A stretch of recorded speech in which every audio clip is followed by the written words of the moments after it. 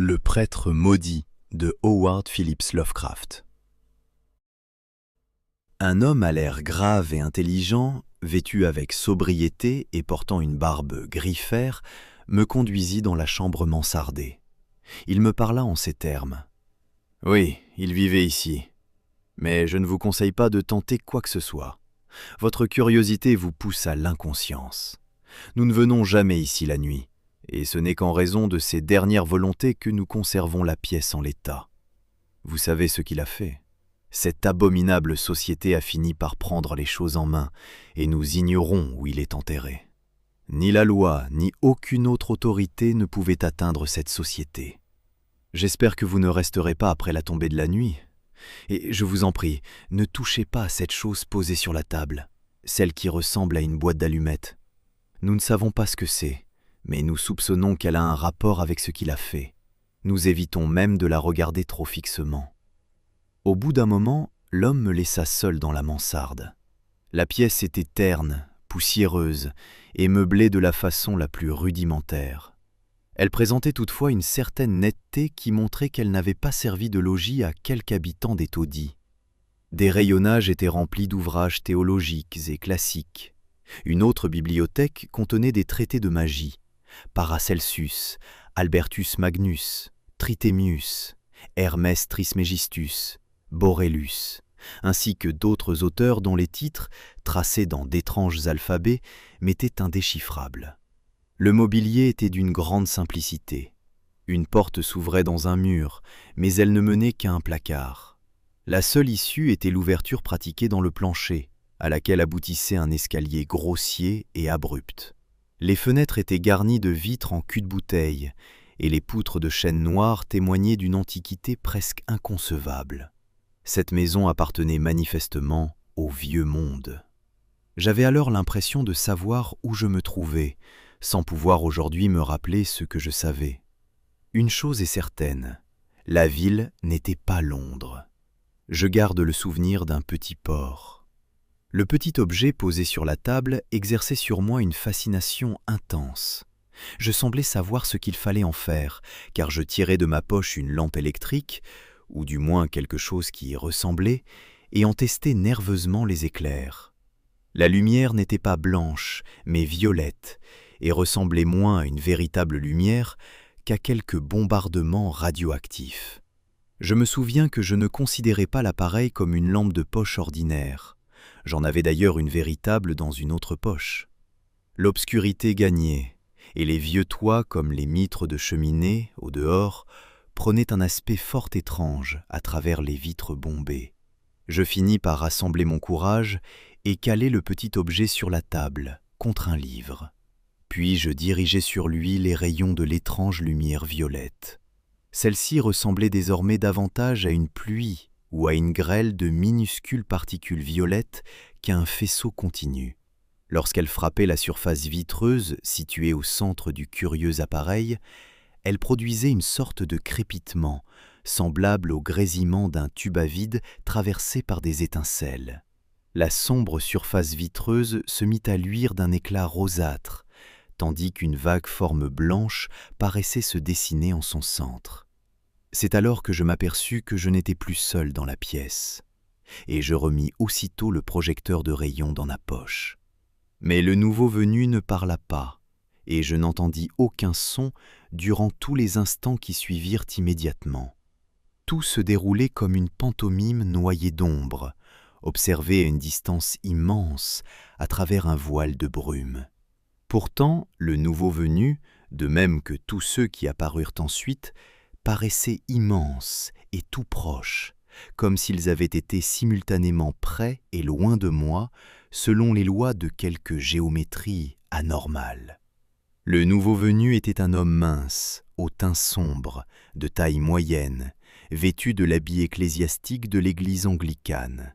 Il paraissait âgé d'une trentaine d'années.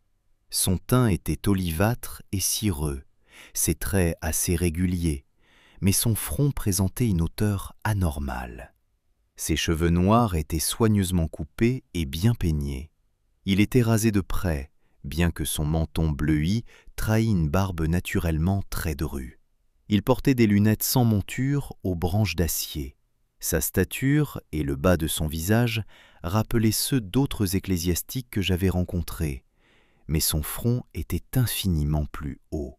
Il paraissait également plus sombre, plus intelligent, et dégageait une malignité plus subtile, plus profondément dissimulée. À cet instant précis, il venait d'allumer une faible lampe à huile, il semblait nerveux. Avant même que j'aie compris ce qu'il faisait, il se mit à jeter tous ses livres de magie dans une cheminée située du côté de la fenêtre, là où le mur s'inclinait fortement et que je n'avais pas remarqué jusque-là. Les flammes dévorèrent avidement les volumes, jaillissant en couleurs étranges et répandant des odeurs d'une horreur indescriptible, tandis que les feuillets couverts de mystérieux hiéroglyphes et les reliures rongées par les vers succombaient à l'élément destructeur. Soudain, je vis que d'autres personnes se trouvaient dans la pièce, des hommes à l'air solennel, vêtus comme des ecclésiastiques. L'un d'eux portait le rabat et la culotte aux genoux d'un évêque. Bien que je n'entendisse rien, je compris qu'il venait communiquer au premier homme une décision d'une portée immense.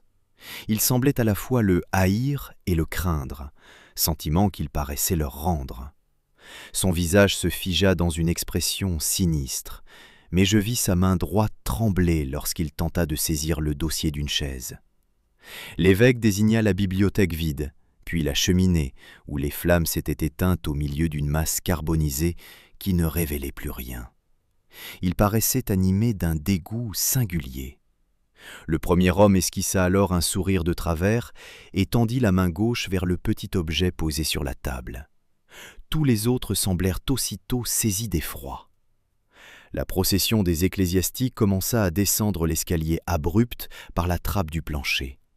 En partant, ils se retournaient pour adresser à l'homme des gestes menaçants. L'évêque fut le dernier à disparaître. Le premier venu se dirigea alors vers un placard situé du côté intérieur de la pièce et en retira une corde lovée.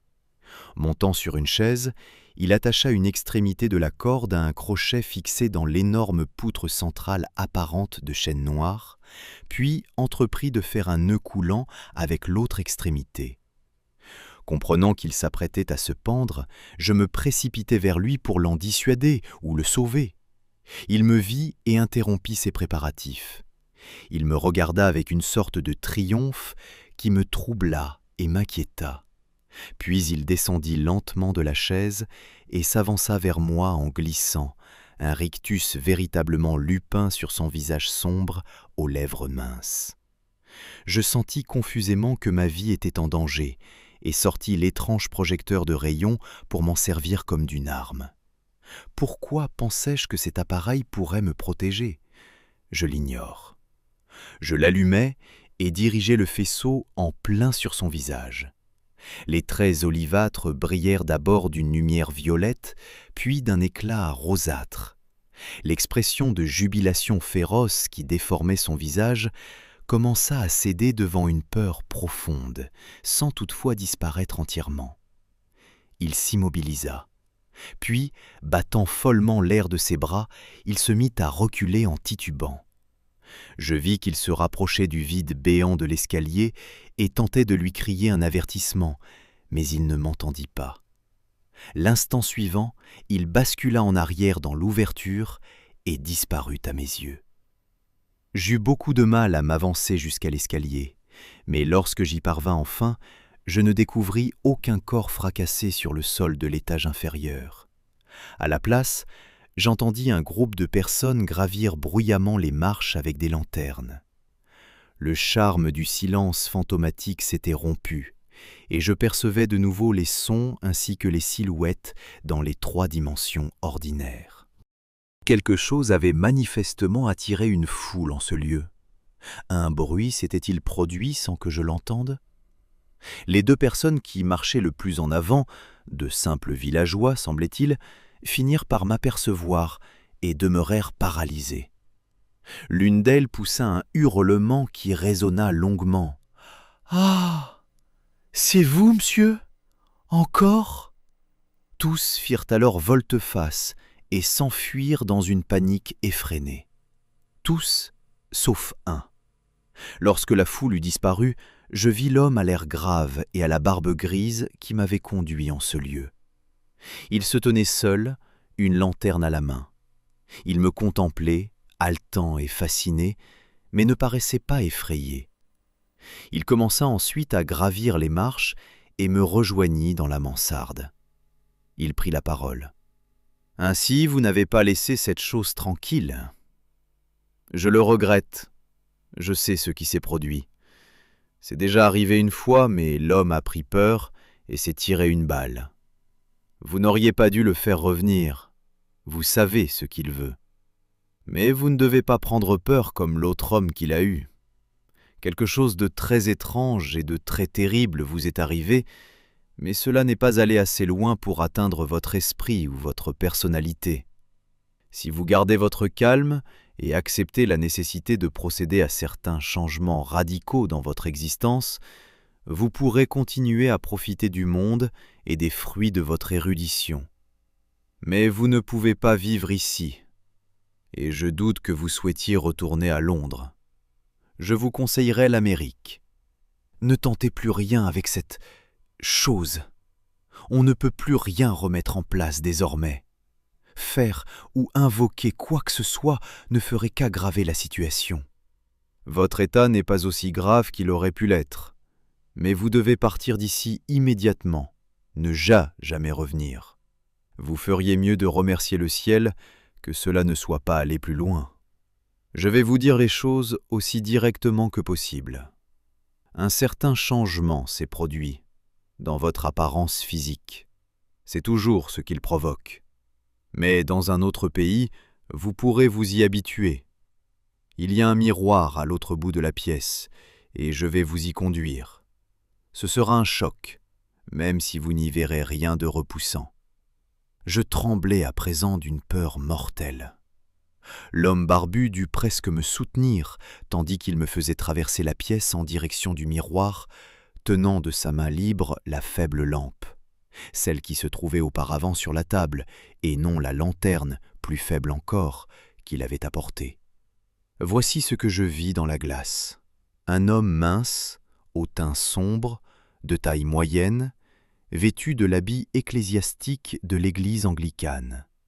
Il paraissait âgé d'une trentaine d'années, et des lunettes sans monture aux branches d'acier scintillaient sous un front anormalement haut, au teint olivâtre et cireux. C'était le premier homme apparu en silence, celui qui avait brûlé ses livres. Pour tout le reste de ma vie, du moins en apparence, je serai cet homme.